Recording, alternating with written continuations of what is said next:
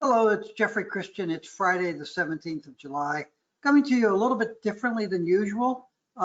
We didn't issue a trade recommendation today, but what we did do is 2 days ago, we issued a market commentary. And the market commentary you can see here, it was stimulated by a client who sent us a list of 10 gold commentators who projections, and they all were saying $3,000, $5,000, $10,000 gold. And, I made the point that those are probably unrealistic expectations. And it's also very unrealistic for people to think that the price is going to go to $3,000 or $5,000 or $10,000 and stay there. That's not how the markets work.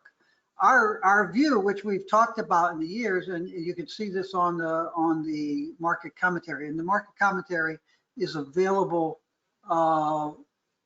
on CPM Group's website, cpmgroup.com. You can download this for free and read it there. Our view is that the gold price is probably going to be relatively flat for the next couple months, trading up to about 1920. You can see that on this chart at the top of the second page of the commentary.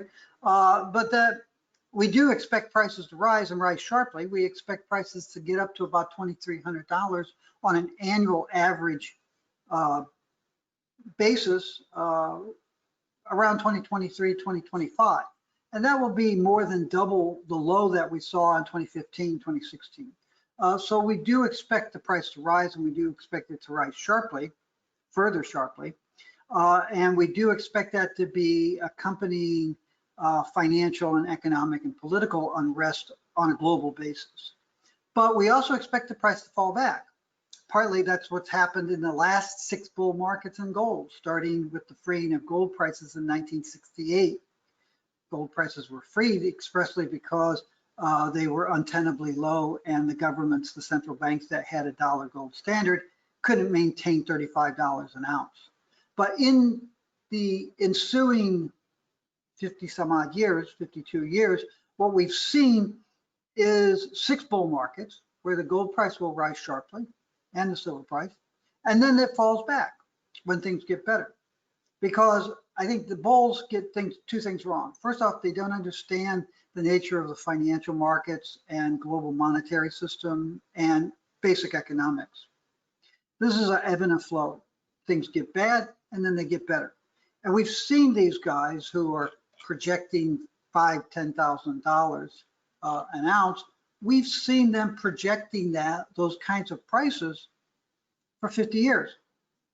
The world's going to collapse. The financial system's going to collapse. There's too much debt in the world. When we had a $50 billion deficit in the United States and less than $1 trillion in federal debt, there were people saying that was untenably large and that the financial system would collapse. There's one guy who has hundreds of thousands of subscribers to his interest rate newsletter.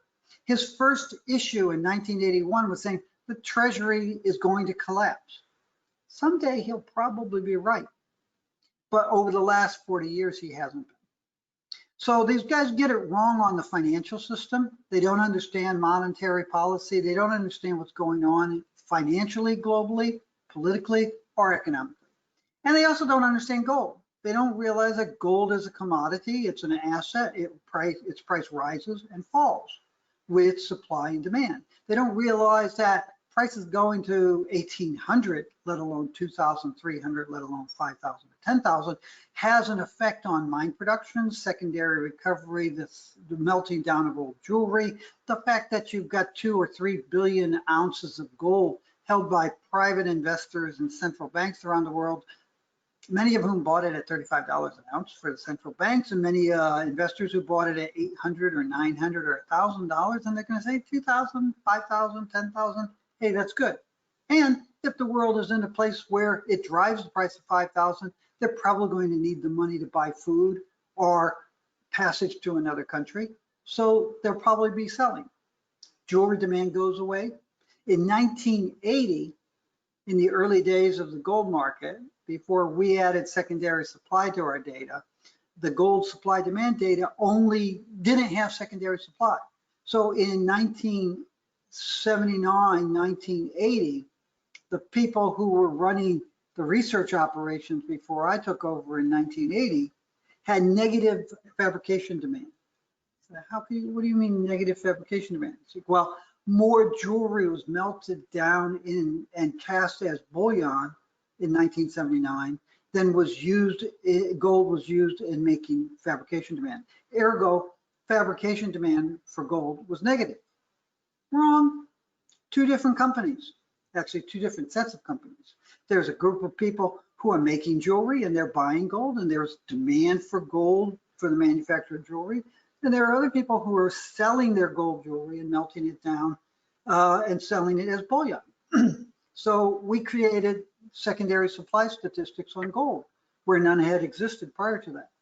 So you have to understand the dynamics and fundamentals of gold as well as the basic economic view.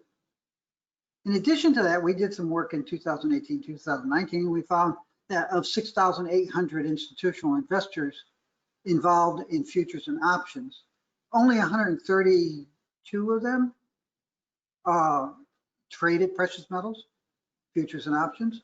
And of the 132, only 35 of them based their investment decisions, buy, sell, hold, get rid of it, on fundamentals and macroeconomics. Everybody else was a technical chart player, momentum indicators, moving averages, things like that. Doesn't make sense. So you have to understand that stuff. And if you understand that stuff, you know that there are limits to how high gold prices can go. And you also know that once gold prices get that high, they'll fall back. If you go back to our market commentary, and you can download it off of our website, cpmgroup.com, you'll see this.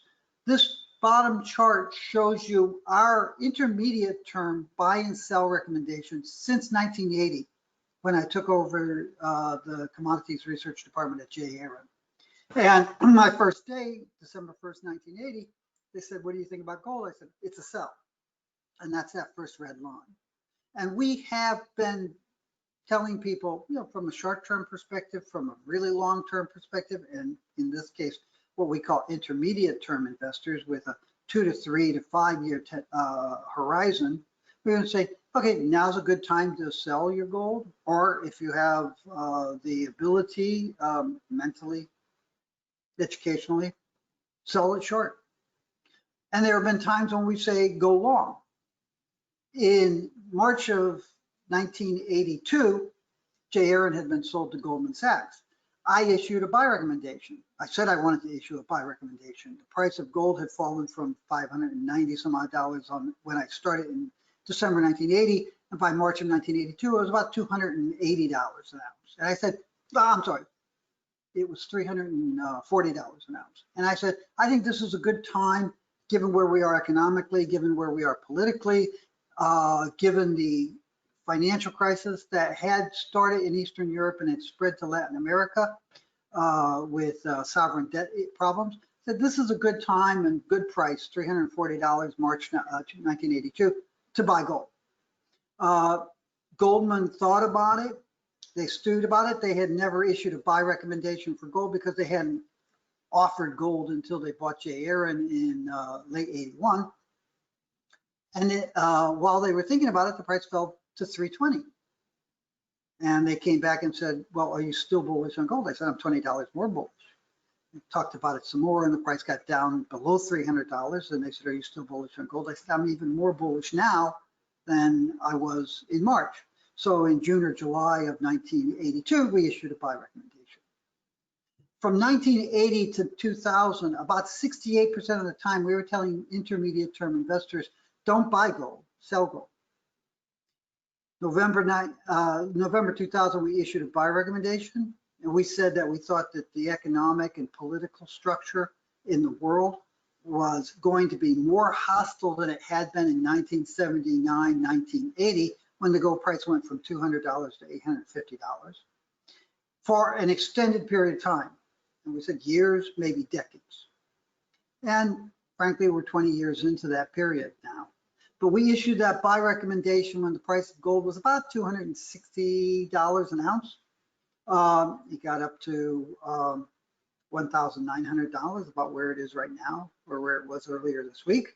And we said, this is a good time to sell. In fact, the report that we issued on the first trading day of 2012 was titled "A Time to Sell." We came back a little bit too soon and said, no, okay, is a good time to buy. Price fell further, but not a lot further, but it's basically moved sideways ever since then. And we have that buy recommendation still in place. So it's not that we're bulls, we're not that we're bears. It's not that we work for somebody who's nefariously trying to control the gold market and suppress it. That's all nonsense. Anybody who knows anything about anything knows that that's nonsense. Anybody who tells you that that's what's going on, stop listening to him, because he'll tell you that it's going to $10,000 or $20,000 and it's going to stay there because the world's going to collapse. But that's not the way the world works. It's not the way the gold market works. So this is our view. It's available for you to look at on our website.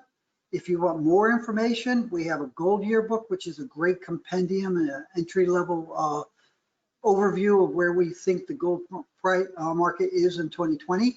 And then we have a lot of other services that we can provide people.